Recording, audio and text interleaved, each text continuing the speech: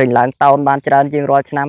ពេញចិត្តបាទពី4តោនឡើងដល់7តោនមិនមែនតិចទេណាពុកម៉ែបងប្អូនអរគ្នាបាទជម្រាបសួរពុកម៉ែបងប្អូនប្រជាកសិករទាំងអស់គ្នា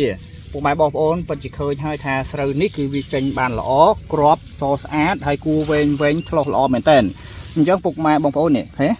ពុកម៉ែបងប្អូនមិនមែនតែកន្លែងលើដៃខ្ញុំទេណាគឺមានទាំងអស់តែម្ដងអញ្ចឹងណាសូមបញ្ជាក់ Meiji Triplas Organic មានរូបមន្តសំខាន់ៗ 50% មកពីប្រទេសអ៊ីស្រាអែលដែលអាចប្រើលើដីខ្សាច់ឬដីល្បាយខ្សាច់បានល្អប្រសើរនិងមានរូបមន្ត 50% មកពីប្រទេសថៃដែលមានសន្តានដីស្រដៀងនឹងប្រទេសកម្ពុជាដែរដែលជាមូលហេតុធ្វើឲ្យប្រជាកសិករទូទាំងប្រទេសកម្ពុជាទិញយកទៅប្រើប្រាស់ហើយបានបង្កើនទិន្នផលបានច្រើនជាងមុនទ្វេដងបាទមើលតាសភាពស្រូវដែលបងធ្វើនោះវាយ៉ាងម៉េចវាផ្លាស់ប្ដូរពីពេលមុនយ៉ាងម៉េចដែរវាអត់សូវខ្ពស់ទេបងតែវាចាប់ដើមវារៀងត្រង់វែងហើយស្លឹកធំខៀវស្ងាត់ហ្មង